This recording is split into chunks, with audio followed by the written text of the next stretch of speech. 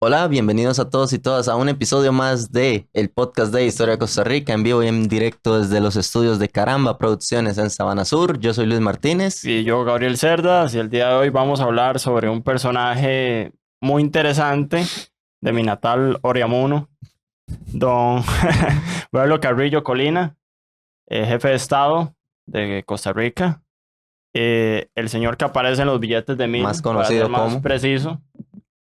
Siempre que saque un billete, no se les olvide que este es don Braulio Carrillo. Aquí sale el escudo que utilizó el durante su gobierno. Y bueno, qué mejor persona para hablar sobre este personaje que don Vladimir de la Cruz, que justamente este episodio es el episodio 50 del podcast de Historia de Costa Rica. Y lo iniciamos hace casi 2 años y la primera persona que tuvimos como invitado fue don Vladimir, que siempre ha confiado en nosotros, siempre nos ha prestado su tiempo. Y de ahí no, agradecerle a don Vladimir. Ya hace 2 años iniciamos y aquí estamos todavía. Bueno, no, yo soy más bien el que debería felicitarlos a ustedes por este esfuerzo extraordinario, porque es un programa vivo, de historia viva de Costa Rica. Los temas que ustedes tratan son muy importantes para generar una cultura histórica, un pensamiento reflexivo sobre la historia nacional, un pensamiento y una visión crítica también de nuestro proceso histórico. El esfuerzo que hacen ustedes es verdaderamente extraordinario. El juego que ustedes desarrollaron del naipe es muy lindo, muy interesante. Aquí lo comentamos en una ocasión. Ujú. Y es un instrumento, digamos así, que si es bien utilizado y ojalá desarrollado a nivel de niños y jóvenes, sería un instrumento útil para contribuir al conocimiento básico de datos, acontecimientos, figuras y hechos históricos nacionales. Más bien, 2 años al frente de un programa como este es digno de felicitarlos y es un esfuerzo extraordinario de trabajo que no es solo el trabajo que ustedes hacen con quienes invitan, como yo, sino porque ustedes se preparan para interrogarlo a uno, que es lo más difícil a veces, y es un reto también para el invitado. Digamos, venir aquí porque uno sabe que viene con personas que saben del tema y que no siendo historiadores profesionales, se han preocupado por conocer los detalles del interrogatorio a que lo van a someter a uno. No, muchas Muchas gracias de gracias. verdad, porque bueno, sí, como lo dice don Vladimir, ha sido 2 años de esforzarnos y bueno, esos 2 años dieron como bebé, ¿eh? Nuestro juego de mesa, que siempre está disponible al número. 8346-5526, 8346-5526, envíos a todo el país por Correos de Costa Rica. En nuestro Instagram hay una publicación fijada donde pueden encontrarlo en diferentes tiendas a lo largo y ancho del país. Recuerden, 80 eventos históricos. Si aún no lo tienen, es una manera directa de apoyarnos. De paso aprenden, se divierten con la familia. Y así, esperamos que las personas que lo han adquirido les haya gustado bastante. Y, Y sí, venimos a hablar perdón, sobre... y es un medio que sirve como juego para aprender, ¿verdad? Sí, Porque en Costa Rica, digamos, tenemos fechas patrias, tenemos efemérides patrias, tenemos eventos patrios, fechas de personajes que generalmente se pueden destacar como acontecimientos nacionales y existen incluso, no tan de manera oficial, pero sí que han tenido un papel de reconocimiento de oficial, que son calendarios nacionales. mm, Y en este caso, la propuesta que ustedes hicieron y materializaron en este juego en naipes de Historia de Costa Rica es justamente una forma de hacer un calendario patrio, ujú. ¿verdad? A manera de juego, ujú, que es diferente. sí, sí. De hecho, ayer ahí anduvimos en una feria de emprendimientos, ahí en la Casa del Cuño, y la verdad es que tuvo muy buena aceptación, la gente habla muy bien del juego, así que pues nada, súper recomendado. Y uno de esos eventos es pues que estamos prontos a conmemorar el 225 aniversario del nacimiento de don Braulio Carrillo Colina. Yo como tibaseño en especial lo quiero mucho porque él intentó que Tibás fuera capital de Costa Rica, no se logró. Pero bueno, don Vladimir, yo creo que es un personaje, don Braulio, completamente como o lo quieren o lo odian, es como siempre lo entendimos así. Entonces, si nos puede comentar de la vida de él, cómo inicia, bueno, cartaginés, escucha, Oreamonense. oriamunense. Una. Es que, ¿cómo fue los inicios de él y bueno, cómo llega él al poder? Carrillo o Braulio Carrillo Colina nació justamente un 20 de marzo de 1800, o sea que estamos a 225 años de su nacimiento. Es uno de los personajes más importantes de quienes han ejercido la jefatura de Estado, lo que equivaldría a la presidencia de la República. Nosotros hablamos de jefes de Estado y de presidentes de la República. Los jefes de Estado son aquellos que han ejercido el gobierno, el poder ejecutivo, cuando Costa Rica perteneció a la República Federal de Centroamérica. Y dentro de la República Federal Centroamericana nosotros éramos el Estado de Costa Rica después de haber sido una provincia de la Capitanía General de Guatemala. Con la independencia de Centroamérica, las provincias quedaron sueltas y durante 3 años, hasta 1824, desde 1821-24, cada una anduvo por su lado. Nosotros tuvimos gobiernos de poca duración, que fueron las juntas de gobierno, y después de participar en el Congreso Centroamericano, que se convocó justamente por los guatemaltecos para que participáramos allí, nos integramos a las Provincias Unidas de Centroamérica y a la República Federal de Centroamérica. Y la República Federal de Centroamérica era una institución que se llamó República de toda la región. Y las partes que lo constituían se llamaron estados. Así fue el estado de El Salvador, Guatemala, Honduras y Costa Rica.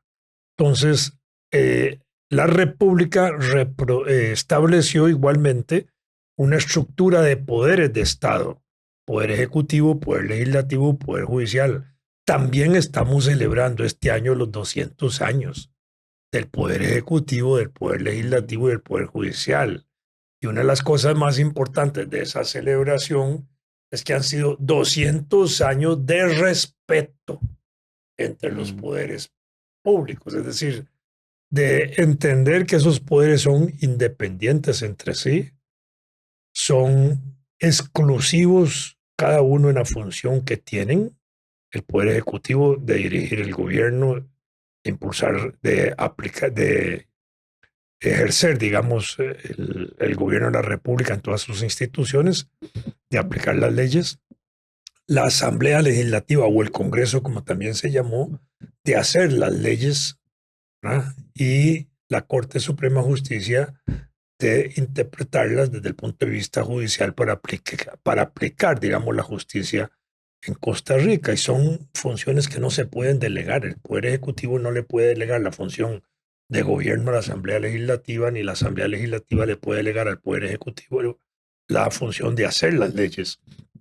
El gobierno puede hacer decretos, que son formas legales también de administración y de gobierno, pero no son leyes, tienen un rango inferior a las leyes. Entonces estamos en una etapa o en un momento en que también celebramos los 200 años de independencia de los poderes, que está muy amenazada en este momento por el actual presidente de la República, que constantemente ataca a la Corte Suprema de Justicia y a la Asamblea Legislativa como órganos, como poderes independientes. ¿Por qué? Porque el presidente actual quisiera controlarlos de todas maneras, y como lo dijo en alguna ocasión, de que el poder legislativo y el poder judicial debían estar sujetos a la acción del poder ejecutivo, lo cual es prácticamente violar, digamos, la independencia de los poderes, violar la soberanía de cada uno de esos poderes y violar las potestades propias, exclusivas e indelegables que tienen. Y yo creo que esto es muy importante, entonces, porque este es uno de los elementos de la riqueza democrática del país, la independencia de los poderes.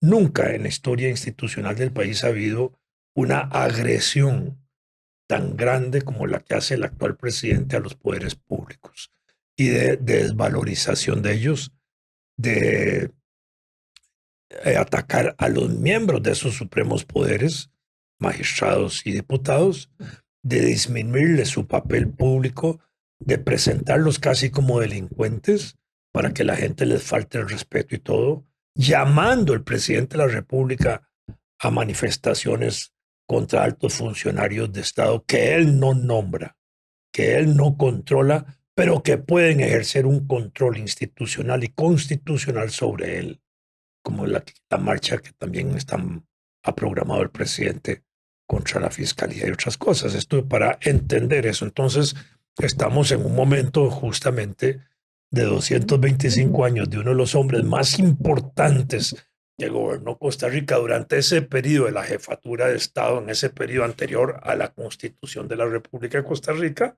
cuando existía el Estado de Costa Rica, y que a él se le debe, a Braulio Carrillo, una imagen de constructor del Estado costarricense por la legislación importante que se impulsó bajo su gobierno, que se redujo al Código General de Carrillo. También en el periodo de él hubo una ley fundamental, que es una de garantías, que era como una constitución política, la cual más bien motivó, digamos, o incentivó las protestas contra el ejercicio de su gobierno, porque él se había declarado ahí prácticamente presidente vitalicio. Pero lo importante de él no era eso, sino la importancia era la reforma jurídica que estaba haciendo. ¿Por qué? Porque hasta 1841, cuando se hizo el Código General de Carrillo, y así se llama Código General de Carrillo, existían las leyes españolas todavía que se aplicaban en Costa Rica. Nosotros veníamos en 1821 siendo una dependencia española. Las leyes españolas se aplicaban en Costa Rica y en Centroamérica. Al surgir nosotros como país independiente, como provincia independiente primero y después como país independiente en la forma de Estado, continuamos con una legislación que era válida en Costa Rica. Se le siguió dando validez a esa legislación para la vida cotidiana, mientras el poder legislativo iba haciendo las propias leyes nacionales, pero no teníamos códigos, sino que dependíamos de los códigos de España y de la legislación española. Braulio Carrillo, justamente, cuando establece su Código General, es porque allí, en un solo documento jurídico, establece el primer cuerpo de leyes nacionales que tenía que ver con procedimientos civiles, con procedimientos políticos, con procedimientos penales, civiles, administrativos, laborales, de todo tipo, y al mismo tiempo atendía legislación civil, comercial en ese momento, laboral, familiar, de todo tipo, que estaba ahí regulada. Y en ese sentido es que ese código pasó a ser un cuerpo normativo muy importante. En 1852 se separó de ese código la parte comercial y se impulsó el Código de Comercio de Costa Rica, que desde 1852 duró hasta 1964, cuando se hizo un nuevo Código de Comercio. Es decir, era una legislación muy poderosa, muy fuerte, una visión extraordinaria para dimensionar, digamos, el futuro del país. Pero el resto de la legislación de Carrillo se mantuvo vigente hasta el periodo que va 1882-1888, cuando se constituyó una comisión codificadora, así se llamó, que analizó toda la legislación de Carrillo que estaba vigente todavía para elaborar nuevos códigos. Y entonces de allí surgió el Código Fiscal, que duró hasta 1970, cuando se estableció el llamado Código Tributario, porque en el año de 1970 ya existía una nueva filosofía de la administración fiscal sobre el concepto de que tributar es progresar. Entonces se creó el Código Tributario y eso es lo que ha evolucionado hasta hoy. Allí estaba el Código Civil, que todavía es el mismo Código Civil actual. De ese Código Civil se separó la parte del Código de Trabajo, que en 1943 se constituyó en un Código de Trabajo independiente que duró hasta 1909, cuando ya se le hicieron reformas muy significativas y prácticamente se elaboró un nuevo código. De ahí surgió el Código de Familia en 1970 también, que regulaba las cosas de familia en el Código General de Carrillo. Incluso interesante porque Carrillo había establecido aspectos relacionados con la disolución del matrimonio. Y la disolución del matrimonio en esa época era casi un pecado, porque el matrimonio válido y único que existía en Costa Rica era el matrimonio religioso, que es un sacramento que no se puede disolver si no es por la muerte, ¿verdad? Hace 500 años, por decirlo más o menos de esa época, cuando se discutió en un concilio de esos de la Iglesia Católica, si el matrimonio seguía después de la muerte o no. Es que es interesante. ¿Por qué? Porque hey, la muerte, si el matrimonio es una institución creada por Dios, digámoslo así, y es de por vida, entonces la discusión era si al morir uno de los cónyuges, el matrimonio continuaba, ¿verdad? Al final se impuso la tesis de que no, que el matrimonio concluía con la muerte del cónyuge. Por eso es hasta que la muerte nos separe en la fórmula del matrimonio católico, ¿verdad? Y eso da márgenes para que un viudo o una viuda puedan volverse a casar por la iglesia, porque la iglesia no admite el matrimonio de divorciados, ¿verdad?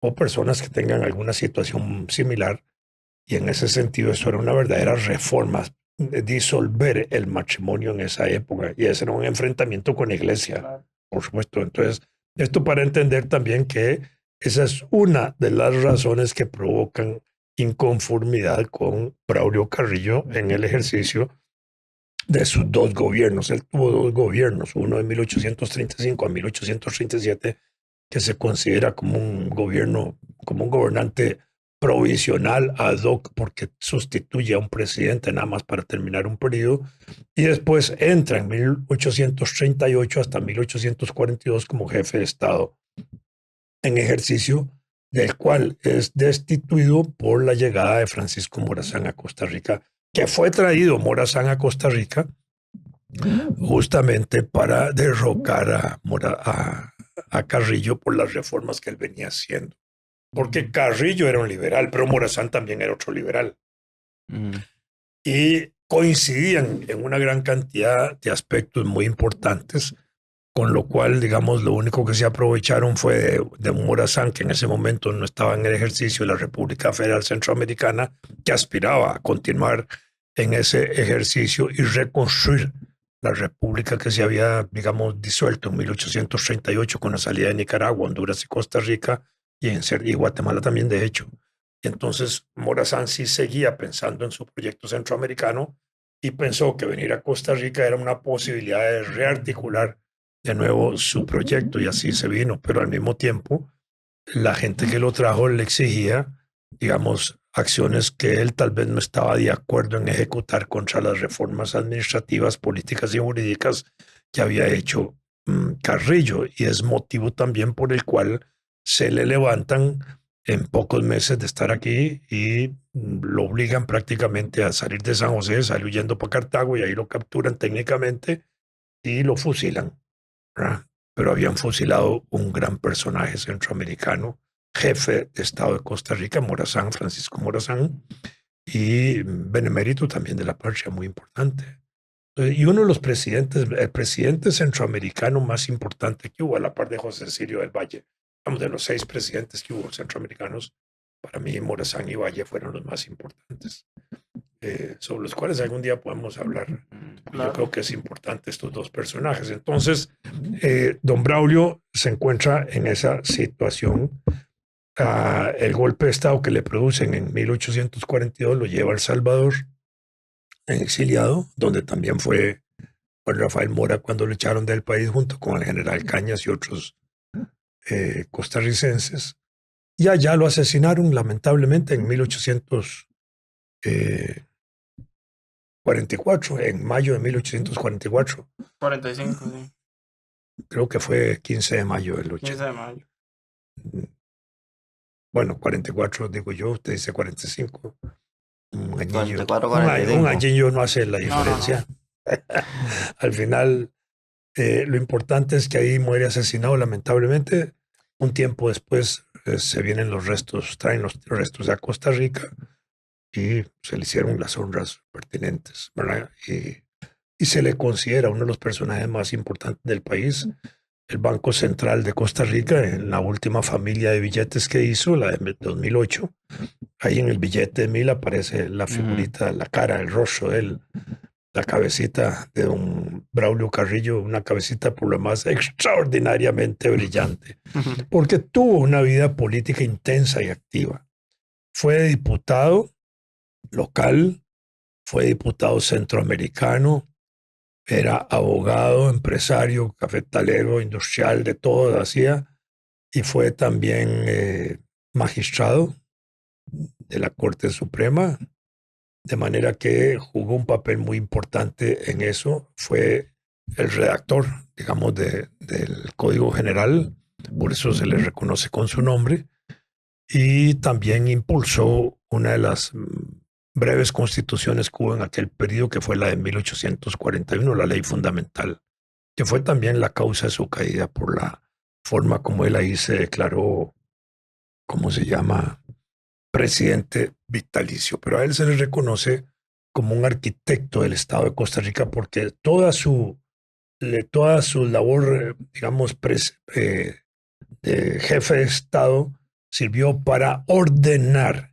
administrativamente el país, para darle sustentos legales a una gran cantidad de cosas y para, digamos, elaborar una especie de arquitectura del Estado costarricense, por lo cual se le reconoce a él como arquitecto del Estado costarricense, y de separar a Costa Rica de la Federación en 1838, con lo cual también se le destaca como alguien que hace surgir la soberanía del Estado de Costa Rica de manera propia del Estado de Costa Rica. ¿Por qué? Porque nosotros dentro de la República Federal éramos soberanos dentro de la República para nosotros, pero dependíamos para todos los efectos públicos de la región de Centroamérica de la República Federal. Es decir, nosotros no podíamos establecer relaciones exteriores porque eso lo hacía la República Federal, por poner un ejemplo.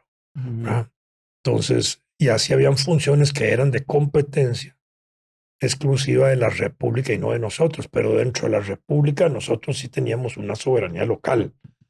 Pero aquí, al salir de la República, adquirimos una soberanía absoluta, plena, nosotros como Estado, a partir de lo cual en los años siguientes de los 40 se hacen algunos contactos diplomáticos con lo que arrancan las relaciones diplomáticas de Costa Rica. Y es la época en que también se empieza a vender café a Europa, 1843, lo cual va a ser importante porque el mismo Braulio Carrillo le había dado un gran impulso a la producción cafetalera, y al darle un impulso a la producción cafetalera, se preocupó también de ver cómo se comercializaba. Por eso es su interés de desarrollar una ruta al Caribe para facilitar nuestra comercialización posible sin necesidad de ir por Punta Arenas o Caldera a darle la vuelta al sur, a todo el Océano Pacífico, a Sudamérica, y a subir por el Atlántico Sur para ir a Europa, lo que se duraba 3 o 4 meses. En cambio, aquí era una cosa directa, y en ese sentido es un hombre extraordinariamente visionario y hace un trazado de la posible ruta al Atlántico, que es más o menos la que se ha seguido para hacer la carretera que va al Caribe costarricense, que lleva su nombre. Acá, hay unos... la Braulio Carrillo. Hay todavía unos lugares, creo que Sí. ya se ven, ¿verdad? Como que están Sí, como sí, con sí. piedra. Y hay un puente muy famosillo que se llama el Puente Carrillo, le dicen el Puente Carrillo, porque está desde la administración de Carrillo puesto. Y bueno, de hecho, por eso el Parque Nacional que une, digamos, el Valle Central con el Caribe, lleva el nombre de don Braulio Carrillo por exactamente eso, por la idea de que él quiso unir esa parte. A mí siempre me salta la duda de por qué él, o sea, cuál era la intención de él o sea, de autodenominarse jefe vitalicio inamovible, o si era o sea, ¿qué opina? ¿Que lo convencieron para eso o era algo de él, que él creía que en serio él No, yo pienso que en el caso de él pudo haber sido su visión de que se requería estabilidad en el poder para poder impulsar grandes obras. ¿Por qué? Porque en ese periodo entre 1821 y 1824 hubo entre las juntas superiores gubernativas, que fueron tres, y las otras formas de gobiernos que hubo en ese periodo corto, unos de un año y otras de semanas y días, que eran juntas colectivas de gobierno, y no se podían tomar decisiones importantes. Y durante la jefatura de Estado de Juan Mora Fernández, que es el que marca el inicio también de la vida republicana nuestra, eh, digamos, aunque se establecen gobiernos de 4 años y reelegibles, el mismo Juan Mora Fernández fue desde 1824 hasta 1833 jefe de Estado y 3 gobiernos. Entonces se reelegía, eso le daba posibilidades de estabilidad. Pero entre 1833 y 1835, cuando Carrillo asume, y entre 1837 y 38, cuando él no asume, lo que hay son breves periodos de gobierno. Entonces, eso produce inestabilidad en el mando y en la vida política. Y dentro de ese periodo también se había desarrollado varias constituciones. La constitución de 1821, el primero y el segundo estatuto entre 1821 y 1824, que son reformas al Pacto de Concordia, se les llaman primero y segundo estatuto, y uno de ellos de muy breve duración. Después viene la Constitución del 24, la federal, la de Centroamérica, y la nuestra, que organiza el Estado nuestro. Y ahí empieza la carrera constitucional y legislativa nuestra significante o importante. Y Carrillo, que era abogado, que se había educado en la Universidad Nacional Autónoma de Nicaragua como abogado, él entiende, digamos, la estabilidad que se requiere para ejercer un poder, porque le había tocado vivir un periodo de inestabilidad.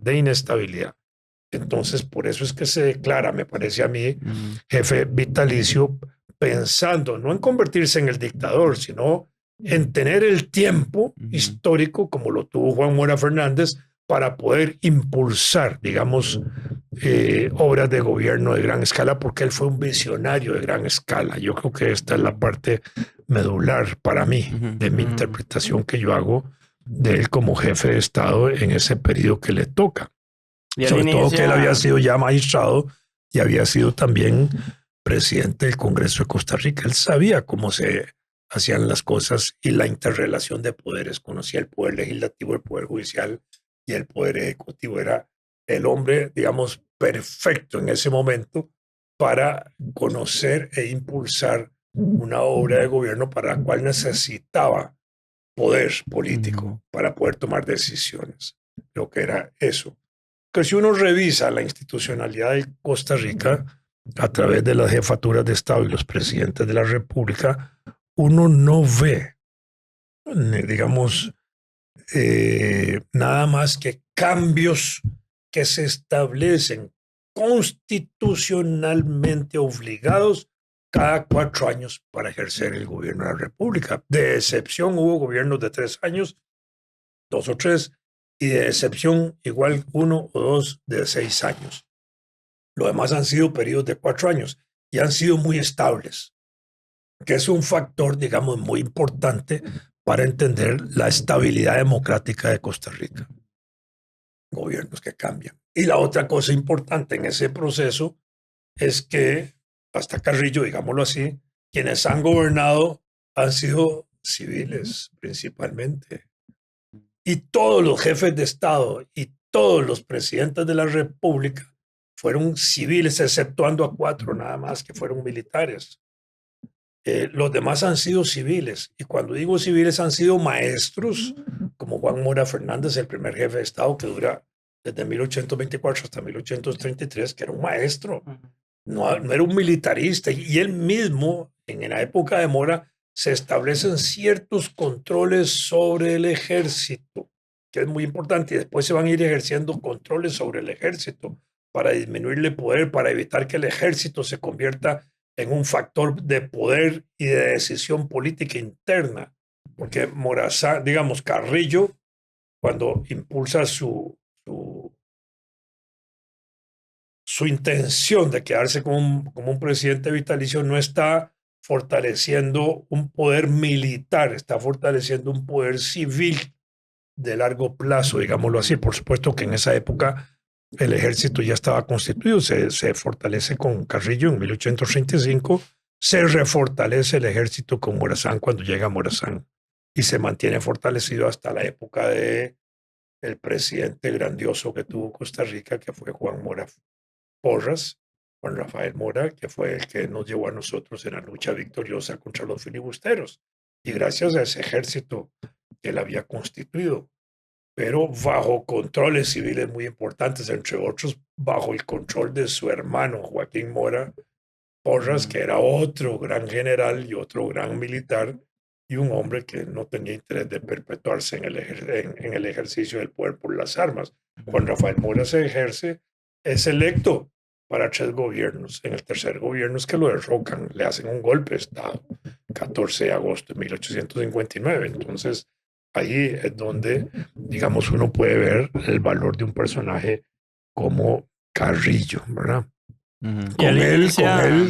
Con él se estabilizó también la capital en San José. Algo usted dijo al puro principio de este programa. Que quería poner la capital en Tibás. San Juan del Murciélago. San Juan del Murciélago. Pero ya habíamos tenido la guerra de Ochomogo, que estuvo muy cercana a los días de la independencia, cuando se garantizó el proceso de la independencia, pero después se había establecido una ley que se llamó la ley de la ambulancia, que ponía a rotar la capital entre las ciudades de Alajuela, Cartago, Heredia y San José. Y con Carrillo se da justamente un proceso político que se conoce como el de la guerra civil de la Liga en ese momento, que al concluir hace que la capital se establezca de manera definitiva en San José. Ya no era rotativa. De manera que con Carrillo también tenemos la estabilidad de la capital de la República en San José. En el gobierno de él, en el gobierno 36... No, antitud de él entró en el 36. En el gobierno de él, en el 35-36.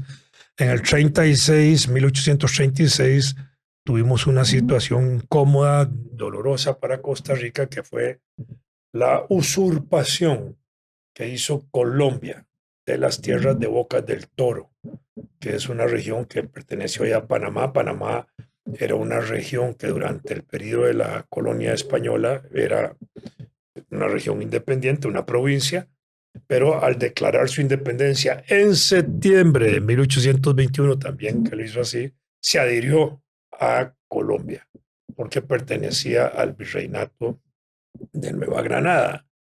De manera que no hay ningún significado político histórico importante de la independencia de Panamá asociada a septiembre de 1821. Cuando se habla de la independencia de Panamá, se habla de la independencia de 1903, cuando se separa de Colombia. Pero en ese periodo anterior, como parte de Colombia, como decir Guanacaste, Alajuela, Heredia, parte nuestra, Panamá era parte de Colombia. En 1836, Colombia usurpa las tierras de Bocas del Toro y nos las roba prácticamente. Y nosotros no teníamos capacidad militar para defender esas tierras. El ejército de Colombia era un ejército de la guerra de independencia, era un ejército muy poderoso, era un ejército grande, muy bien armado. Nosotros no teníamos capacidad para haber ido a una guerra con Colombia. Hubiéramos ido a una guerra con Colombia, de pronto nos roban todo el territorio. Nos anexan.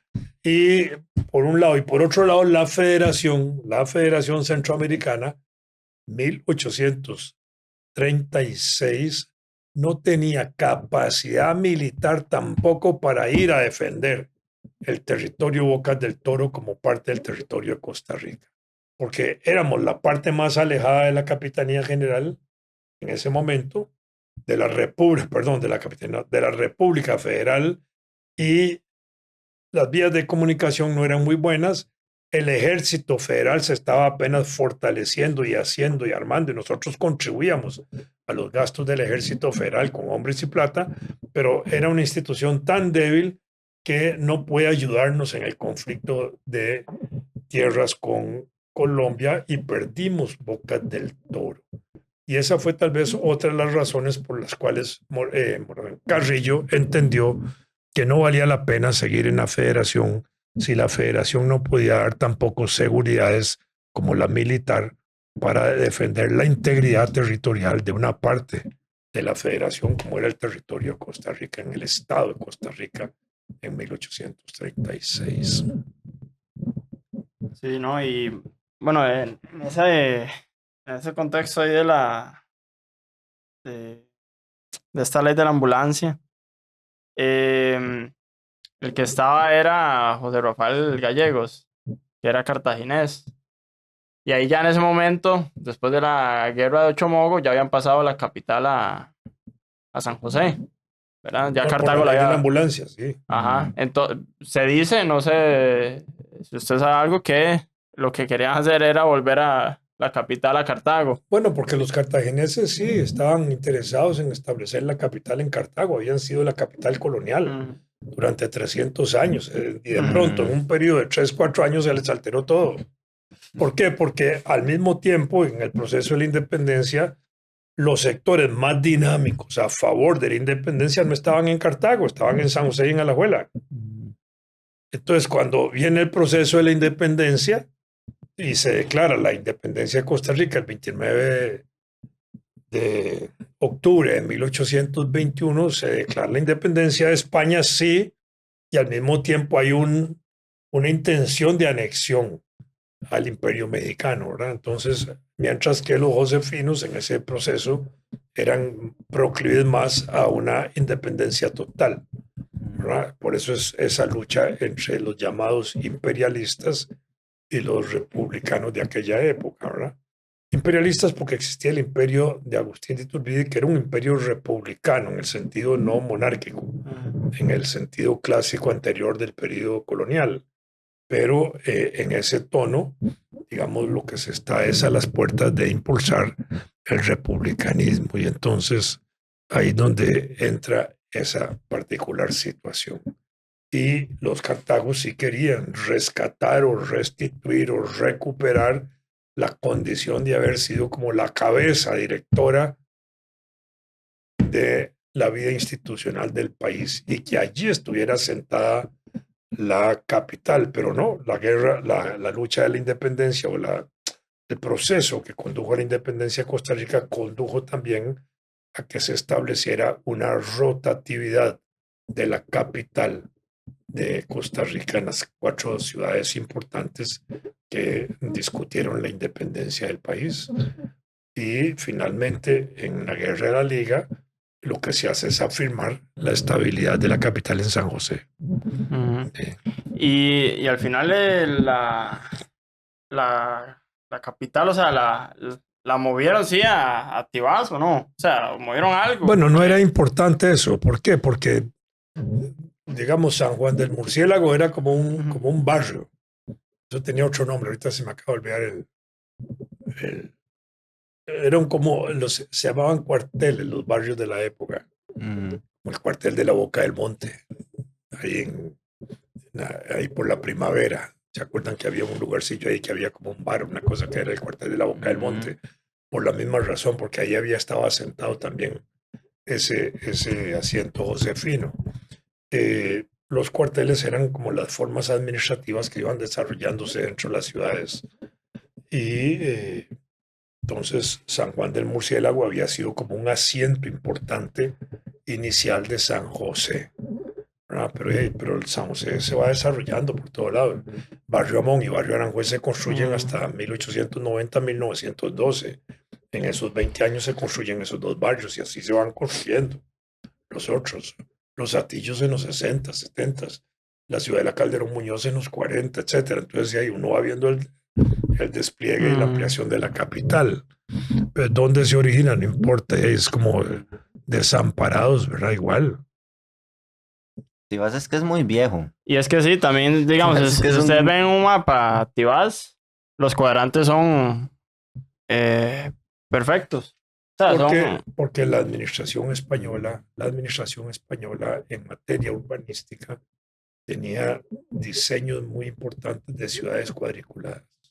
Por eso casi todas las ciudades de América tienen esa característica. Y las ciudades que vienen de la época colonial en Latinoamérica tienen esa estructura de cuadriculación, digamos, de cuadriculado de las áreas urbanas, ¿verdad? México es un caso muy importante como para ver eso en la parte ahí del viejo México, donde está todo el Zócalo y la parte detrás del Zócalo, donde están ahí todas las viejas edificaciones que son, digamos, reconstruidas por el porfiriato a finales del siglo XIX en México, pero son cuadras completas. Y es así. Y porque también la estructura inicial era una plaza, una iglesia, el centro político administrativo y los principales lugares alrededor de esa plaza y detrás de eso las principales residencias, y ahí se fueron construyendo las cosas. Pero son ciudades casi cuadriculadas, casi todas, por lo menos en la base colonial de arranque que tuvieron nuestros pueblos.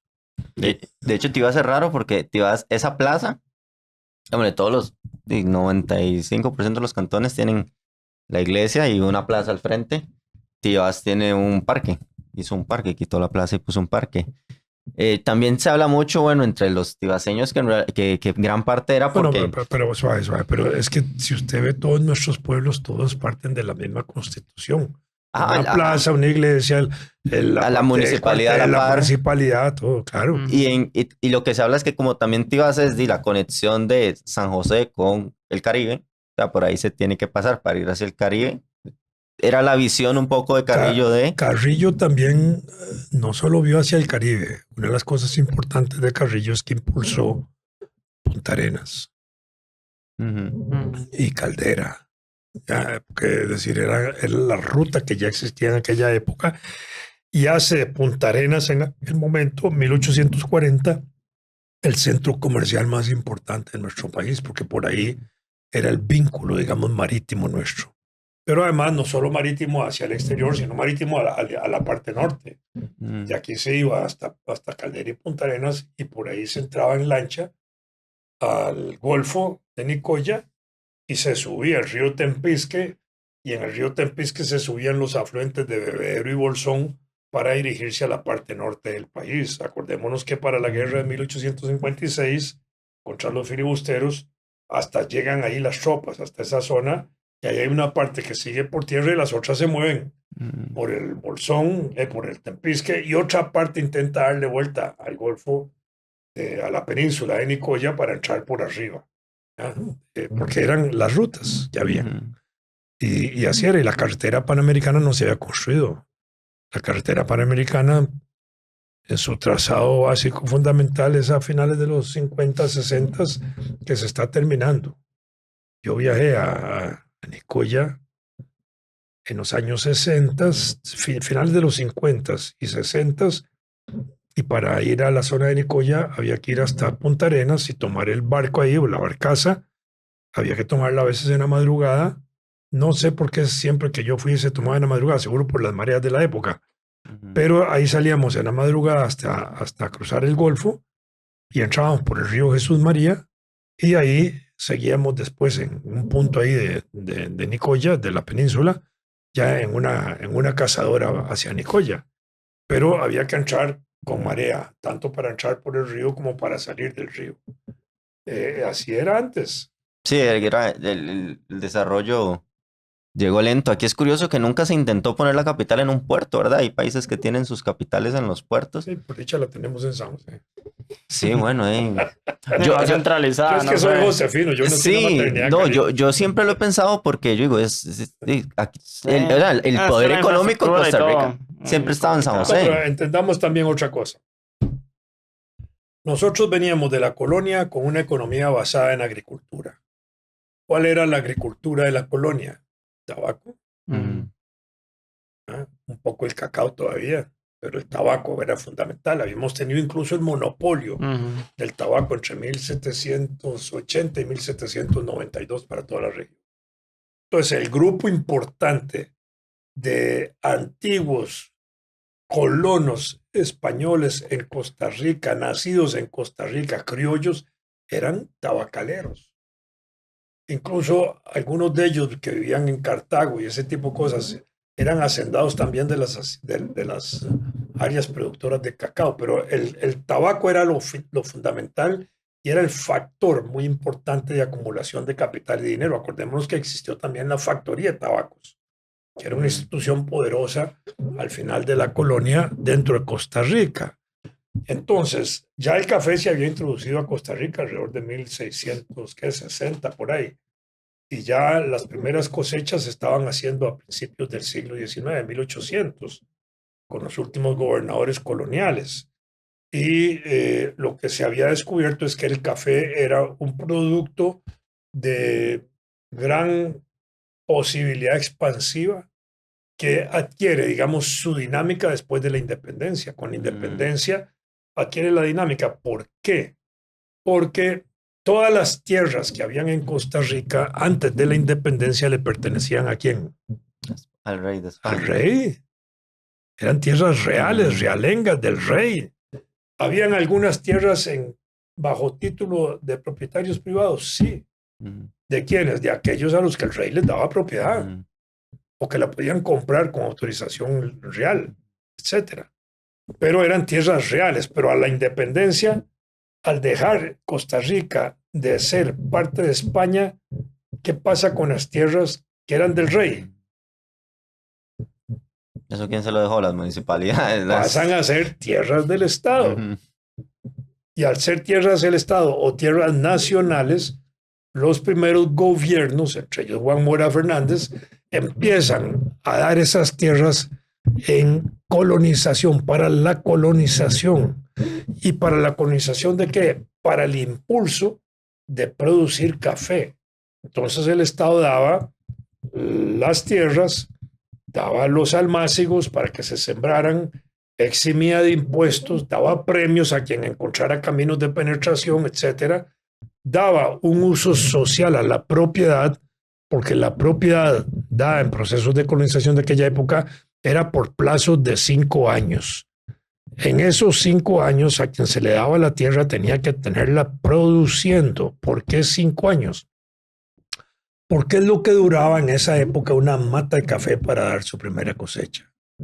Ahora no, las técnicas productivas permiten que a los 2 años y medio, 3 ya se esté produciendo café, pero en aquella época naturalmente eran cada 5 años. Entonces, si alguien no producía café, le quitaban la tierra. ¿Por qué? Porque la tierra tenía un carácter social, un uso social. Entonces, yo le doy tierra a usted. Si usted no la cultiva, yo se la quito y se la entrego a otra persona para que la trabaje. Y le doy oportunidad a usted, sí, váyase a otro lado. Y ahí va. Entonces se va expandiendo el café.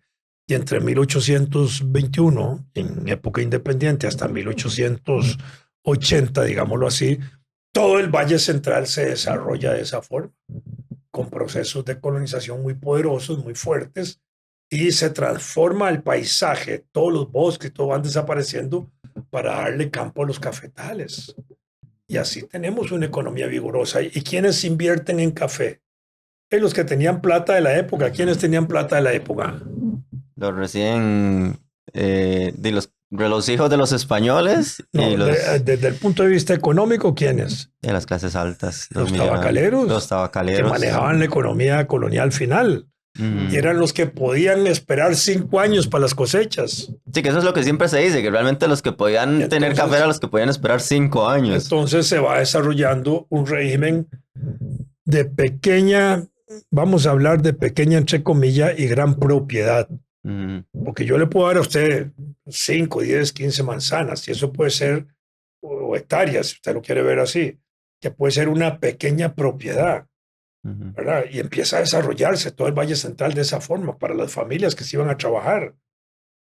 Pero a mediados del siglo XIX se hacen estudios de la dinámica de la comercialización de tierras, de la producción de café y de la economía nacional.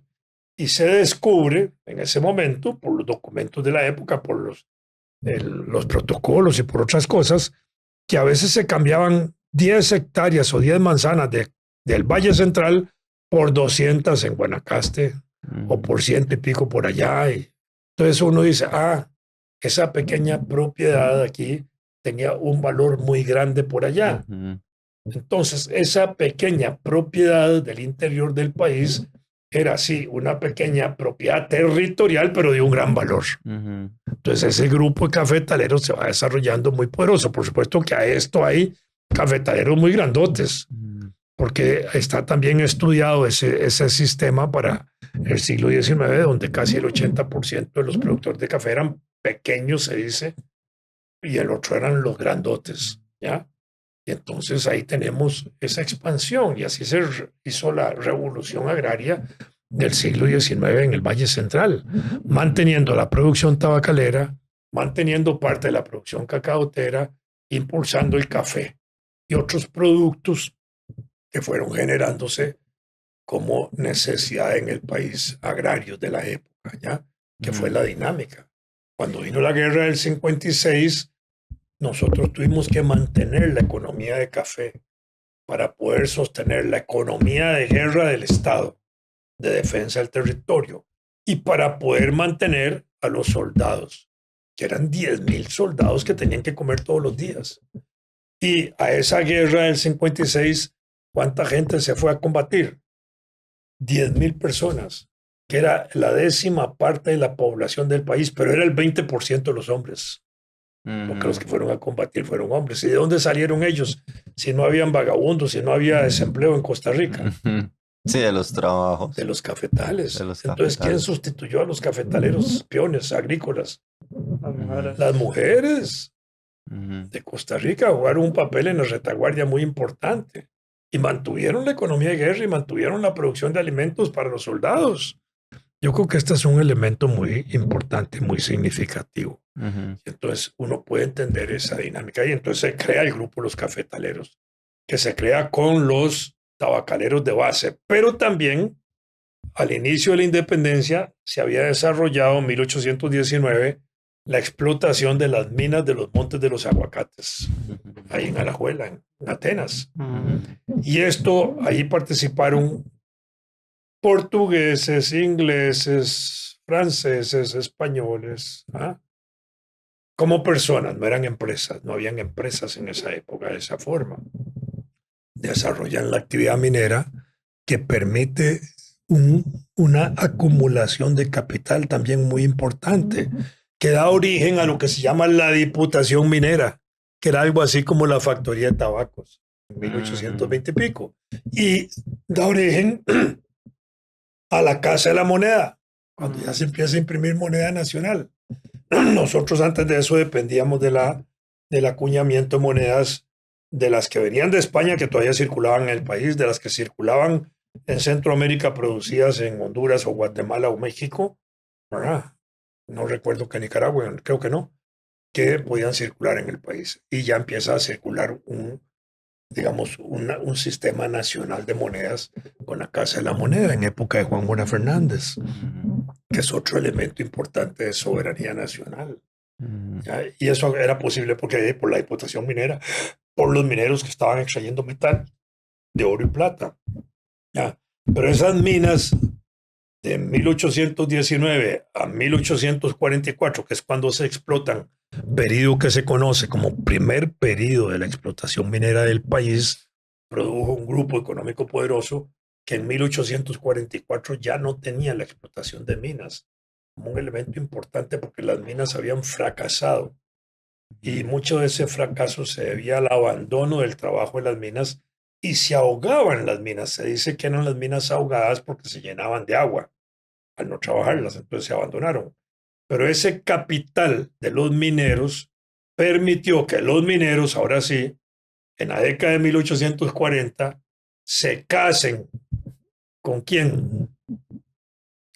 Con los tabacaleros y con los cafetaleros, los hijos de los mineros con las hijas y los hijos, y así se van casando, para decirlo de esa manera, castas. las propiedades, los capitales, porque al final cuando un minero se casaba con la hija de un cafetalero o al revés, o de un tabacalero, y lo que hacían era unir fincas, unir capitales, ir haciendo grupos más poderosos, y así se fue creando una oligarquía nacional. Los mineros desaparecieron como un grupo de poder importante, pero lo fueron en un periodo, tuvieron su influencia. Pasaron a ser cafetaleros. Y ya en la década del 40 se meten en la actividad del café porque era la más dinámica. Y hasta 1880 el café llevaba el impulso hacia el Valle Central, hacia el oeste, hacia San Ramón. Pero a partir del 80 la dinámica de la ampliación del Valle Central fue hacia Turrialba, que termina más o menos en 1930, esa expansión. Entonces tiene una expansión muy importante y ahí es donde se da eso.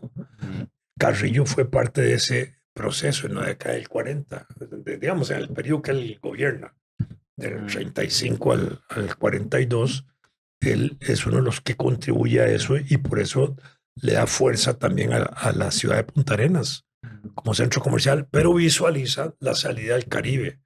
¿Por qué? Porque él es un hombre visionario, es un hombre que sabe que hay que abrir los puertos. Costa Rica tiene la ventaja, la dichosa ventaja de ser una franja entre dos grandes mares, un océano Pacífico y un mar Caribe muy grande. Y teníamos las posibilidades de abrir puertas para comunicarnos con el mundo de esa manera. Y ahí es donde entra él y por eso él impulsa los caminos que van desde el Valle Central hasta Matina y hasta la región del Caribe y la parte de Punta Arenas que también él fortalece, que es una de las cosas más importantes. ¿Por qué? Porque él lo que le interesa es enlazar a Costa Rica a un mercado mundial que está apareciendo en ese momento, ya de manera significativa para un producto como el nuestro. Porque nosotros veníamos diseñados desde la colonia como países agrarios. España estableció en su política colonial una división económica donde regionalizó los países. Unos producían, dependiendo también de la riqueza local de cada país, oro, plata, cobre, zinc, lo que fuera, ¿verdad?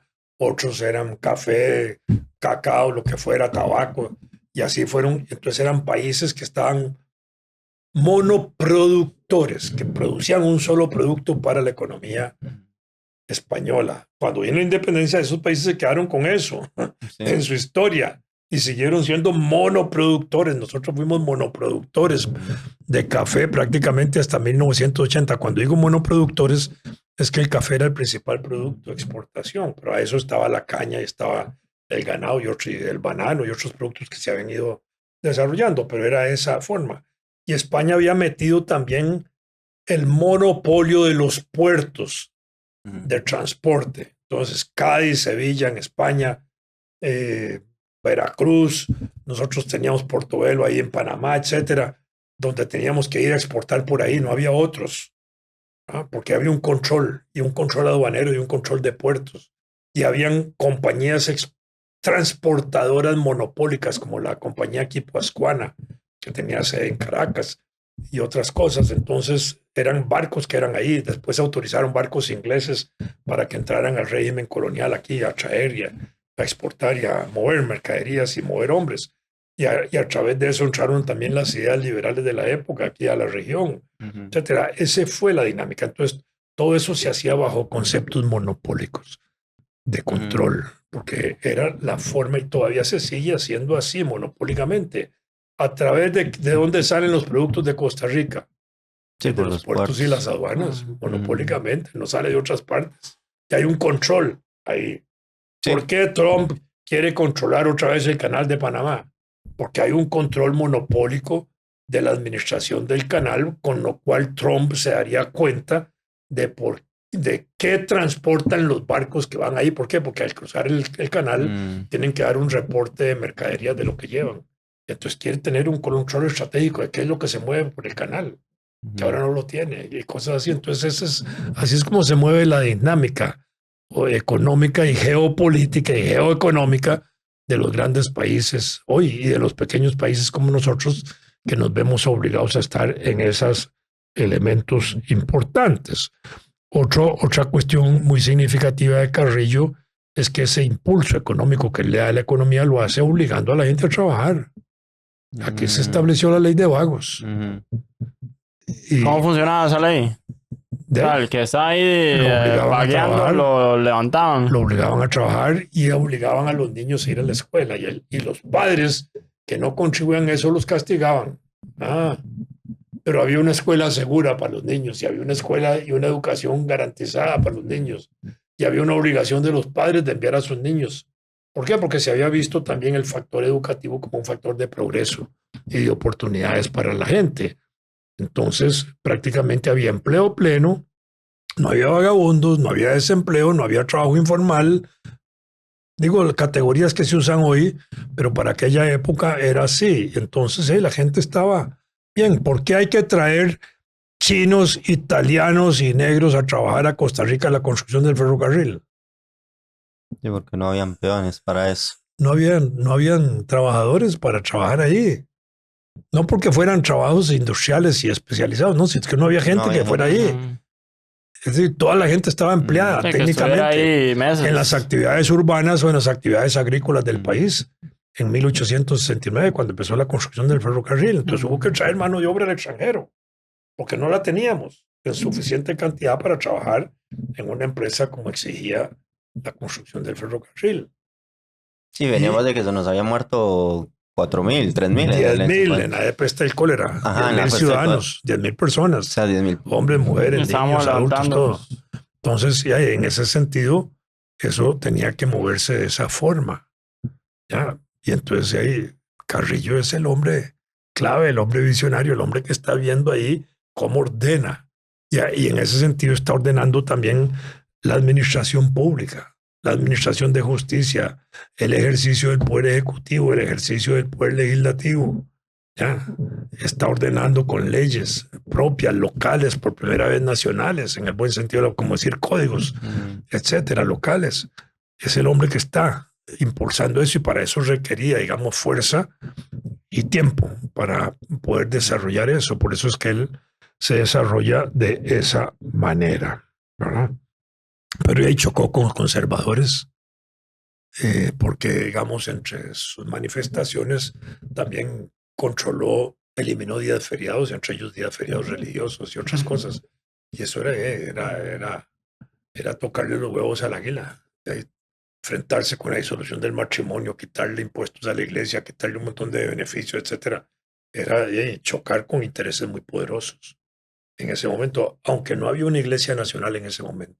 Puede ser que La Iglesia él Nacional secularizó se establece. los cementerios. ¿Perdón? Puede ser que él haya sido el que secularizó los cementerios. No, los Próspero. cementerios se secularizan en las reformas liberales. Próspero, ¿Por qué? creo que Porque Pero después. entre 1882 y 1888 funciona la Comisión Codificadora, que es la comisión que se integra para analizar el Código General de Carrillo y abrir códigos especiales como el fiscal, o el tributario,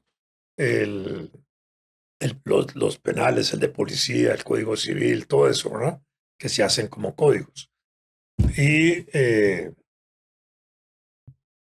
¿cuál fue su pregunta? Lo de secularizar los cementerios. Y ahí se establece la separación de iglesia y Estado con las reformas liberales. En el 82 se hace la Comisión Codificadora, pero en el 82 se inician las reformas liberales. Y las reformas liberales arrancan con la separación de la iglesia y el Estado en Costa Rica, ¿verdad? Y se inicia con una serie de medidas muy importantes que estuvieron, digamos, entre otras, la secularización de los cementerios, porque en esa época los cementerios eran religiosos, en manos de la Iglesia Católica, y ahí no se podían enterrar personas que no eran católicos, personas que morían en duelo, personas que se suicidaban, cosas así por razones religiosas. Y en esos días hay un duelo famoso de un ministro de Estado y un escritor. Y resultado de eso, cuando muere el ministro, no lo quieren dejar enterrar en el cementerio de Cartago por haber sido muerto en duelo. Entonces el Estado tiene que intervenir para obligar a que sus restos se depositen en el cementerio único de la ciudad. Y hubo un pleito ahí varios días con hasta el ejército, tuvo que intervenir para cuidar al pobre muerto, ¿verdad? Y en ese sentido tomaron la decisión de secularizarlo. los cementerios. Pero también se estableció el divorcio en el Código Civil de 1888, y esto fue una ruptura total con la iglesia porque se le quitó a la iglesia también otra facultad que tenía, que era la de registros de personas. Antes de 1888, los registros de personas se hacían en los libros parroquiales. Ahí se crea el registro civil. A partir de allí el Estado asume la obligatoriedad de llevar un registro de nacimientos, de matrimonios, de disolución de matrimonios, de muerte, ¿ya? Y de cualquier otra situación que tenía que ver con filiación y ese tipo de cosas, con filiación de niños y todo eso, que es interesante. Entonces, eso ya lo asume el Estado, se lo quitan a la iglesia. Y esos son conflictos que van a agudizar el conflicto iglesia-Estado a partir de 1882 hasta 1940, cuando se vuelven a establecer los beneficios que la iglesia tenía, porque entre otras cosas le quitaron el derecho a cobrar impuestos eclesiásticos, el derecho a cobrar diezmos y primicias, se prohibían las procesiones públicas fuera del templo principal en días que no fueran únicamente jueves y viernes santo y el día del santo en la localidad. Se prohibió a veces andar con sotana en la calle. Estas cosas que les estoy contando a Costa Rica, o les estoy contando a Costa Rica, cuando yo era jovencillo de colegio y eso, nos decían que eso había sucedido en México con la ley liberal. No, yo después descubrí que aquí también se había hecho eso, ¿verdad? En Costa Rica nuestros liberales lo habían hecho, ¿verdad? Bueno, porque era un movimiento muy poderoso. Entonces, así fue como se fue constituyendo eso, y eso en parte Carrillo contribuyó a esos elementos importantes de controlar el ejercicio eclesiástico, porque ¿qué? Porque la religión, digamos, como concepto es un problema de familia en primer lugar y de iglesia en segundo. Es decir, es la familia la que debe inculcar los valores religiosos que la familia tenga, preocuparse porque los miembros de su familia se eduquen en esos valores y los fortalezcan y que participen de la iglesia en la que la familia participa. En ese momento eran solo familias católicas. Se veía muy mal lo que no era católico, y es con la construcción del ferrocarril que ingresan las otras religiones, porque empiezan a llegar personas de otras religiones, especialmente protestantes, y el protestantismo entra con el ferrocarril. Nosotros tenemos 30 y pico de años, 150 años prácticamente ya, desde el 1870 hasta ahora, 140 años, por ahí 150 años de desarrollo de protestantismo en Costa Rica, ¿verdad? Que entró con limitaciones muy importantes porque era el culto que se les permitía a los trabajadores extranjeros que lo practicaran en sus regiones de trabajo, y que después se fue ampliando y desarrollando lentamente por el desarrollo, por diversas partes del país. Entonces, ahí eso es una cuestión importante en ese sentido. Y por eso es que juega ese papel importante ahí Carrillo en ese sentido. Es el hombre clave, ¿verdad? Con Carrillo, digamos, al establecer también la ley de la ley, no, al establecer la capitalidad en San José, que la capital estuviera en San José, abolió la ley de la ambulancia. La eliminó, que fue una cosa importante, y se declaró de una vez definitiva la ciudad inamovible. Claro. Después redujo los días feriados, eliminando días religiosos de manera muy importante para que la gente trabajara más. Organizó los tribunales de justicia. Acordémonos que él había sido también miembro de la corte. Se pagó con Carrillo la deuda británica que teníamos nosotros de la República Federal, una deuda que teníamos ahí. Y se intentó construir la carretera al Caribe, que no se hizo, nada más se hizo un trazado importante de eso, y salimos de la Federación Centroamericana como entre las cosas como que más destacan de la obra de Carrillo. Pero podría haber mucho más, incluso sobre Carrillo hay una decena de libros que se han escrito muy importantes. Y él muere en Salvador, sicariado, ¿verdad? Según entiendo. Bueno, en El Salvador murió asesinado. Un problema ahí. Posiblemente lo mandaron legal. Sí, El de problema hecho, legal era... No, bueno, yo he digamos, escuchado la forma que en no la- importa, pero digamos, comercio arriba, comercio abajo, tuvo un problema. pudo haber sido un problema de sicariato de la época. Algo así, Hubieran bueno. aprovechado unos asesinos profesionales, o no tan Y profesionales que lo mataran, ¿verdad? Pero una muerte triste para un personaje tan brillante, ¿verdad? Luego es repatriado. en el 72 se traen los restos al país, justamente en San Rafael, al frente de la municipalidad. Hay un parque que se llama Parque Braulio Carrillo Colina, donde lo que hay es una escultura de una mujer que le llaman su libella, ¿verdad? Ahí en Oreamuno. Pero eso prácticamente es un mausoleo, porque ahí descansan los restos de Braulio Carrillo. Y tiene algunas placas que justamente una da el significado de lo que es La imagen, la imagen, sí, la la escultura. escultura. Y la placa, bueno, para los que tengan la oportunidad, ahí al frente de la municipalidad de Oreamuno, está, bueno, San Rafael, está Uno también es Monseñor Víctor Manuel Sanabria. correcto, que a unas 400 metros al oeste está la capilla, al frente, en una esquina al frente del cementerio, y ahí también descansan los restos de Monseñor Sanabria. Pero esa placa dice que el sacrificio a Carrillo hizo que el país venciera el atraso y el desorden de la época, lanzándose al futuro con pasos firmes. El esbelto y sublime cuerpo de la mujer señalando el azul del cielo representa a la patria, que habiendo superado los oscuros años de la Confederación Centroamericana, se muestra confiada en su propio futuro.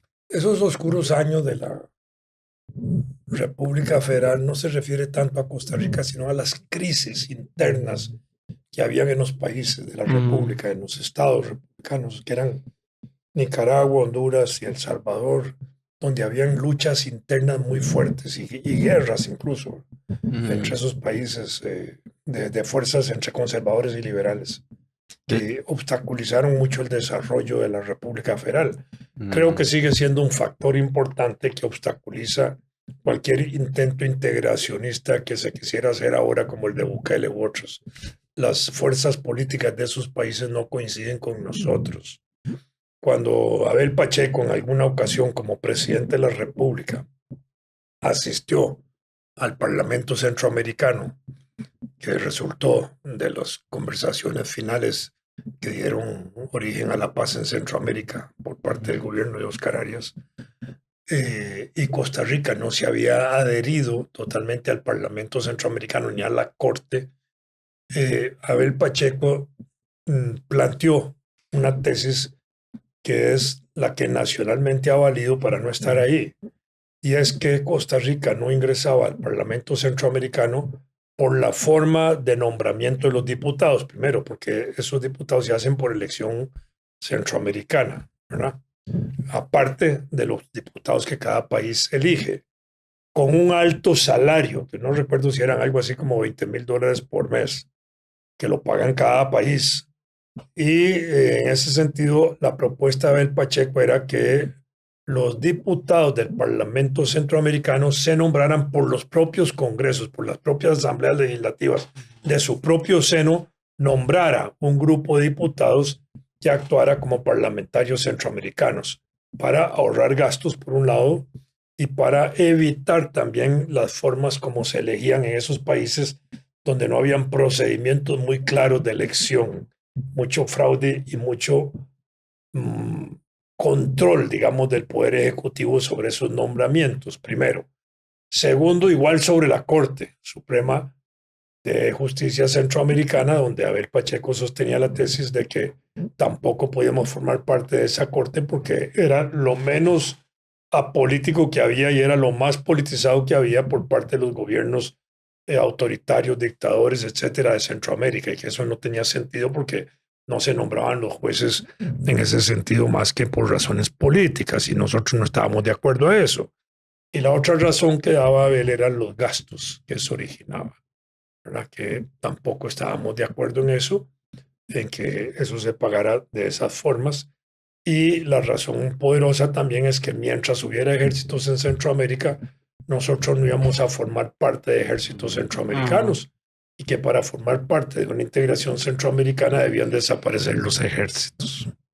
Sí, yo creo que eso al final es como el punto cuando se habla del tema de la federación. Yo digo, es difícil ya que se pueda entender eso porque, no sé, ya hemos crecido y nacido con ideas diferentes. Yo siempre he dicho que el hecho de que nuestro primer jefe de Estado haya sido un maestro, como usted lo mencionaba, es algo, un parteaguas, y que yo creo que don Braulio Carrillo fue un visionario que es como de esos personajes que entre más uno conoce, más curiosidades hay.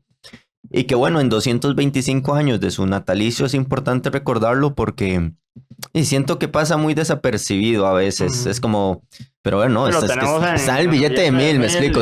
Por algo está en el billete de más circulación del sí, ya país. cuando ¿sabes? paguen con 1000 colones, van a recordar. Van a recordarlo y sobre todo alguien que Hay una frase muy bonita Ujú. que justamente también está ahí en el mausoleo, que creo que ahí donde está esa placa está detrás de la imagen, digamos, está al frente así del parque, y atrás creo que ahí es donde se depositaron los restos, y justamente hay una placa que dice Braulio Carrillo Colina, benemérito de la patria, ¿verdad? Y hay una frase, no sé de dónde de tal vez algún discurso o algo que hemos escrito Braulio Carrillo, pero muy bonita, dice: sí, yo viviré siempre a pesar de mis enemigos en el corazón sensible de los costarricas. Ujú. Eso es algo que de hecho Costa Rica se decía en esa época, no nos decían ticos todavía. primera mitad del siglo XIX, por decir O costarricenses. No, se decía Costa Ricas por decir costarricenses. Sí. Pero fue la forma como también empezaron a identificarse los habitantes de la provincia de Costa Rica a finales de la colonia.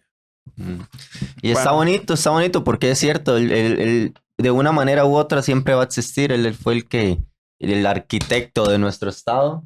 Y no, agradecerle, don Vladimir, por este tiempo, por esta conversación. Yo creo que siempre es enriquecedora. Agradecerle a las personas que llegaron hasta acá. Recordarles que nuestro juego de mesa sigue en venta. Se pueden suscribir al canal, hacerse miembros. Gracias a los miembros Muchas por gracias el apoyo. a los miembros que están Pueden ahí, seguir haciéndose a los de miembros. Hueso Colorado también. Y díganos, coméntenos si conocían en realidad bastante de la historia de Braulio Carrillo, si no habían escuchado nada, si habían notado en el billete que estaba Braulio Carrillo. Y ahí los vamos a estar leyendo y contestando comentarios, que eso nos divierte bastante.